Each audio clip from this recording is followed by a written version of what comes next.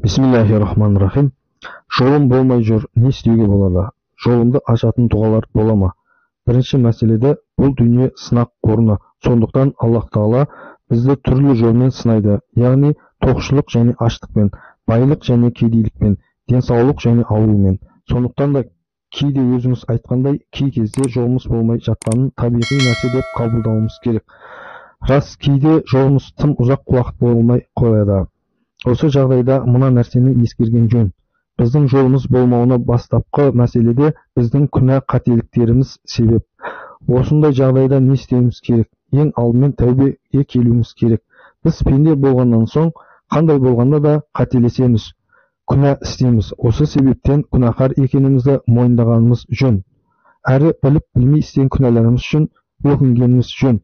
Келесі қадам өзін күнәһар екенін мойындағаннан соң пенде тым болмағанда астағфируллах ва Аллах Тағала кешірші мені деп айту керек. Негізі бұл екі сөзден тұратын тіркес өте күшті дұға. Бұл дұғаның қауһарына қазақтың тас жарады, тас жармаса бас жарады деген сөзі келтірсе болады. Тәубеге келіңіз, кейін көп истиғфар айтуды әдетке айналдырыңыз. Осының себебінен тез арада жағдайыңыз оңалып кетсе ғажап емес. Келесі мәселе садақа беруді әдетке айналдыру керек. Садақа беру дегеніміз бір немесе 10 мың теңгені садақа ету емес. Бұл жерде бар мәселе ықылас ниет, яғни мұқтажға шын ықыласыңызбен 5-10 теңге берсеңіз, немесе тіпті жейтін нанын алып берсеңіз де, осының өзі садақа. Садақа болып жатқан, тіпті алда болайын деп жатқан пәленің басын қайтарады. Садақаның осы қасиетті қаперіңізден шықпасын. Осы айтылған 3 шараны ықыласпен істеп көрсеңіз, Құдай Тағала тез арада жеңілдігін нәсіп етеді. Келесі дұғаларға келсек, Аллахумма инни аузу бика минал хамми вал хазани вал аджи вал касали вал джубни вал бухли ва галабати тайни ва қахри риджал. Мағынасы: о Аллахым, мені уайым жеуден, қайғы қасіреттен, дәрменсіздіктен, жалқаулықтан, қорқақтықтан, сараңдықтан, қарызға белшеден батудан және адамдардың зорлық зомбылығынан сақтай көр. Белгілі сахаба Абу Саид әл-Худри радиаллаху анху аталмыш дұғаға қатысты мына бір оқиғаны әңгімелеп берген. Бірде пайғамбарымыз саллаллаху алейхи уассалам намаздан тыс уақытта мешітке кіргенінде ансарлық Абу Умама атты бір кісінің отырғанын көріп: «Я Абу Умама, намаздан тыс уақытта мешіттен не істеп отырсың?» деп сұрайды. Ол: «О Алланың елшісі, қарызға белшеден батып қатты қиналып отырмын» деп жауап береді. Сонда пайғамбарымыз саллаллаху алейхи уассалам оған: «Саған оқуыңда уайым қайғыңды сейілтіп, қарыздарынан Алланың өзі құтқаратын бір дұға үйретейін бе?» дегенде Абу Умама радиаллаху анху: «Әлбетте, я Алланың елшісі» деп. Сонда пайғамбарымыз саллаллаху алейхи уассалам оған осы дұғаны үйретіп: «Бұл дұғаны таңертең және кешке үзбей оқып тұрғын» дейді. Кейіннен Абу Умама: «Мен пайғамбарымыздың саллаллаху алейхи уассаламның бұйырғанын бұлжытпай орындап жүрдім. Соңында Аллах Тағала менің барлық уайым қайғымды сейілтіп, қарыздарымнан да толық құтылдым» деген болатын дейді. Дұғаның тез қабыл болу үшін Анас ибн Малик радиаллаху анху жеткізу бойынша, бір күні Аллахтың елшісі саллаллаху алейхи уассалам жанында отырғанында дұға жасап отырған бір адамды көреді. Пайғамбарымыз саллаллаху алейхи уассалам сонда Анастан: «Әлгі кісінің не деп дұға жасағанын және неге байланысты дұға жасап жатқанын білесің бе?» деп сұрайды. Да артынша сұраққа өзі жауап беріп былай дейді: «Ол еткен дұғасы сол сәтте қабыл болатындай етіп, оның ең маңызды есімдерін атап, Аллаға жалбарынуда, Алладан сұрауда. Әлгі дұғаны оқылуы былай болатынды: Я абди ас-самавати вал ард, я хайю я қайюм, инна ас'алука». Мағынасы: «О Раббым, аспан мен жерді жаратқан мәңгі тірі зиянсыз жаратушы ием, өзіңнен сұраймын» деген екен. Адамның қаржы қиындықтарынан шығуына, ойға алған істерінің нәтижелері болуына, ауру сырқаттан шалдықпауына, тезірек жұмыс таба алуына, отбасындағы кикілжіңдердің алдын алуға, ісінің берекелі болуына бір ғана нәрсе жәрдем ете алады, ол дұға. Қиналғандар жалбарынып жәрдем сұрайтын, қашанда тілге аты оралып, жүректер сүйетін бір ұлықтың иесі бар, ол жалғыз ғана Алла. Олай болса, қайғыда, қиындық пен жеңілдікте оған жылап жыланып жәрдем сұрайтын шақта осы дұғаның сізге берері мол.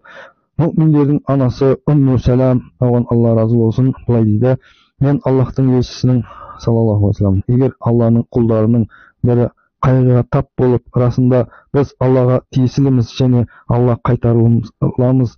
Я Аллах, мені қайғымды сауапты ет, те маған одан жақсысын бер. Инна лиллахи ва инна илайхи ражиун.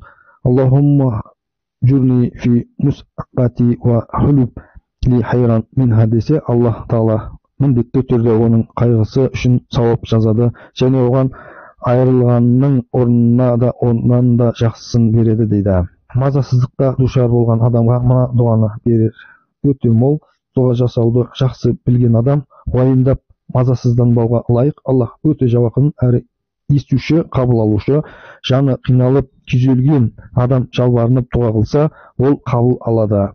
Қиындыққа ұшыраған сәтте бірден уайымға берілмей тұрып, алдымен осы дұғаны оқып алыңыз: Я Аллах, шын мәнінде мен сенің құлыңмын, менің тағдырым сенің қолыңда, сенің шешімің маған міндет, әрі маған шығарған үкімің әділ, саған тән болған барлық есімдеріңмен өзіңді атаған немесе кітабыңда түсірген немесе жаратылғандарыңның біріне үйреткен немесе өзіңнен басқа құпия еткен барлық есімдеріңмен өзіңе жалбарынамын.